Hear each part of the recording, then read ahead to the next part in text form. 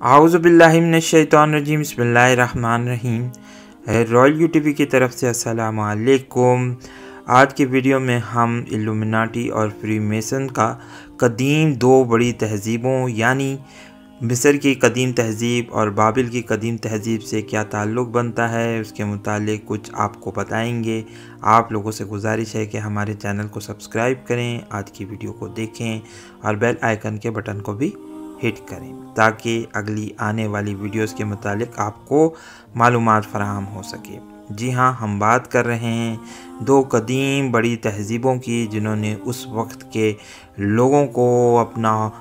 ग़ुलाम बना लिया था, साथ ही साथ इन तमाम लोगों को एक ऐसे जबर व इस्तिबदाद और एक ऐसे इस्तेहसाली निज़ाम में पिरो दिया था जिससे उनकी कोई रिहाई मुमकिन नहीं थी। और करीबन अब फ्रीमेसन और इल्यूमिनाटी के लोगों ने यही निज़ाम पूरी दुनिया पर नाफिज कर दिया है। सबसे पहले हम बात करेंगे मिस्र की कदीम तहज़ीब की। जी हाँ, ये वो तहज़ीब थी जो आजकल की तहज़ीब से भी ज़्यादा एडवांस समझी जाती है। आप लोगों को ये बात सुनकर बहुत हैरत हो रही होगी, लेकिन आजकल के मुहक्किकीन और माहिरीन इस बात की एक्सप्लेनेशन हमें देते हुए मिलते हैं, जहां वो ये कहते हैं कि मिस्र की कदीम तहज़ीब एक इंतहाई आला तरक्की याफ्ता तहज़ीब थी जिसके बहुत सारे लोग बिजली के इस्तेमाल से भी वाकिफ़ थे और ये अपने घरों में कुछ ऐसी इलेक्ट्रिकल अप्लाइंसेस इस्तेमाल करते थे जिनको देखकर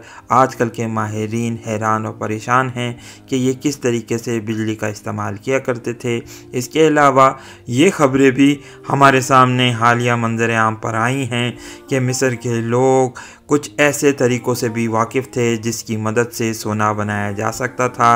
और इस तमाम इल्म को हुर्फ़ आम में अमूमी तौर पर जो हम इसके लिए लफ्ज़ इस्तेमाल करते हैं वो अलकीमिया है। अलकीमी जिसको कहा जाता है, जिसकी मदद से ये इस्तेमाल करके इंसान सोना बना लेता है। और इसका कुरान मजीद में हमें सूरह ताहा में उस वक्त ज़िक्र मिलता है जब सामरी ने हज़रत मूसा अलैहिस्सलाम के ज़माने में, जब हज़रत मूसा अलैहिस्सलाम कोहे तूर पर तशरीफ़ ले गए थे, उन्होंने उस वक्त अल्लाह ताला से ये दुआ करी थी कि बनी इसराइल के लोगों को महफूज रख। लेकिन फिर अल्लाह ताला ने उन्हें बताया था कि देखो मूसा, तुम्हारे पीछे बनी इसराइल के लोगों ने एक बछड़ा बना लिया है और सामरी ने उनको एक बड़े फितने में मुब्तला कर दिया है। यहाँ हम इसी सामरी की बात कर रहे हैं। सामरी ने ये बछड़ा बना लिया था, लेकिन बहुत सारे लोग इस तरीके से ये बात करते हुए हमें अब नज़र आते हैं कि सामरी के पास कोई हाईली जो एडवांस टेक्नोलॉजी थी जिसकी मदद से इसने इस बछड़े को बनाया था। इस बछड़े की खुसूसियत ये थी कि ये बिल्कुल एक असली बछड़े की तरह महसूस हो रहा था, लेकिन ये सोने से बना हुआ था और इसमें से असली बछड़े की आवाज़ निकलती थी। यकीनी तौर पर महसूस ये होता है कि सामरी के पास कोई ऐसी टेक्नोलॉजी मौजूद थी जिसकी मदद से उसने बनी इसराइल के लोगों को धोखा दिया और उनको पूरी तरीके से इस बात पर कायल कर लिया था कि यही असली बछड़ा है और यही तुम्हारा खुदा है, इसलिए इसकी पूजा करो। हम इन बातों को भी तारीख़ में पढ़ सकते हैं कि बनी इसराइल के लोगों के अंदर इस बछड़े की अज़मत का बड़ा एहसास था। यही वजह है कि आजकल के यहूदी भी जब मार्केट में तेज़ी आती है, स्टॉक्स बढ़ते हैं, तो इसको बुलिश एक रिवायत से ताबीर करते हैं। ये वही बछड़े की ताज़ीम है जिसका ज़िक्र सूरह बकरा में भी हमें मिलता है। जब वो ये लोग बनी इसराइल के लोग इस बछड़े को ज़िबा नहीं करना चाहते थे, तो बहरहाल इन तमाम वाक़यात का सिलसिला हमें मिलता है। अगर हम फ़िरऔन और कदीम मिस्री तहज़ीब के मुतालिक दोबारा पलटें तो हमें इन बातों का ज़िक्र भी मिलता है कि ये लोग एक ऐसी इंतहाई टेक्नोलॉजी से वाकिफ़ थे जिसकी मदद से ये एनर्जी के रिसोर्सेज़ को अपनी बड़ी बड़ी तामीरात में इस्तेमाल करते थे। और यही वजह थी कि इन्होंने बड़े बड़े ब्लॉक्स को उठाने में इस टेक्नोलॉजी का इस्तेमाल किया, इस एनर्जी सोर्स को इस्तेमाल किया। लोग ये भी कहते हैं कि इन्होंने अर्थ के मैग्नेटिक फील्ड को किसी न किसी तरीके से कुछ न्यूट्रलाइज़ करके ये टेक्नोलॉजी इस्तेमाल करी थी। और अब یہ بات بھی ہمیں پتہ چل رہی ہے کہ مصر کے لوگ اس اپلائیڈ میتھمیٹکس کی اس فارم سے واقف تھے جس کی مدد سے آئندہ آنے والے واقعات کا سراغ لگایا جا سکتا ہے۔ یہی وجہ ہے کہ انہوں نے کوٹس کی صورت میں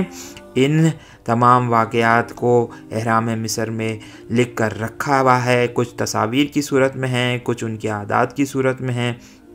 اس کو ماہرین یہ کہتے ہیں کہ ڈیکوڈ کرنا انتہائی مشکل ہے، لیکن پھر بھی وہ اب اس تگ و دو میں مصروف نظر آتے ہیں جس کی مدد سے وہ آئندہ آنے والے واقعات کے متعلق قدیم مصر کی تہذیب کے لوگوں نے جو واقعات بیان کیے ہیں ان کو کوشش کر کے ڈیکوڈ کیا جا سکے، تو وہ ان کوششوں میں پوری طریقے سے مصروف نظر آتے ہیں۔ آئیے بات کرتے ہیں تھوڑی سی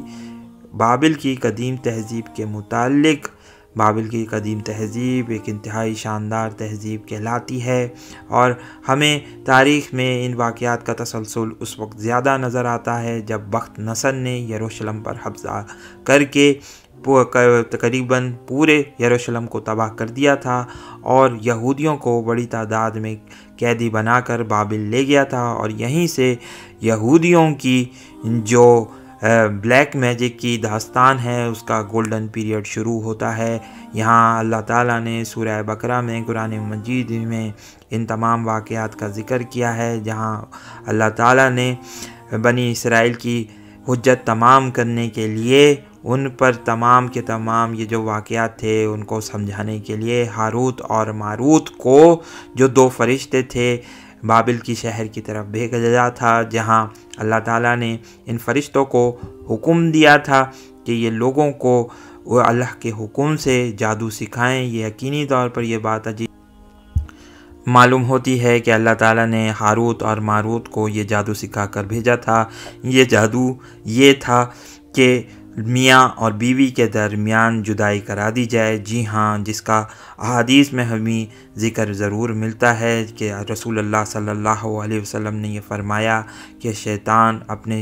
شیاطین میں سے اس کے سر پر تاج رکھتا ہے جس نے میاں اور بیوی کے درمیان اس دن لڑائی کرائی ہوتی ہے۔ تو یہ کچھ ایسا ہی جادو ہاروت اور ماروت کو سکھایا گیا تھا تاکہ بنی اسرائیل پر حجت تمام کر دی جائے، اور پھر ہمیں یہ تاریخ کے واقعات بھی ملتے ہیں کہ بنی اسرائیل پر اسی وجہ سے عذاب نازل ہوا تھا اور لوگوں کو سخت سزا دی گئی تھی۔ لیکن اگر موجودہ دور میں دیکھیں تو فری میسن اور الومناٹی کے لوگ اسی جادو کو دنیا پر استعمال کر رہے ہیں۔ ہماری یہ بات سن کر آپ کو حیرت بھی ہو رہی ہوگی، لیکن ہم یہ بات آپ کو بتاتے چلیں کہ پاپولر میڈیا کے ذریعے، یعنی فلموں اور ڈراموں اور ناولز کے ذریعے،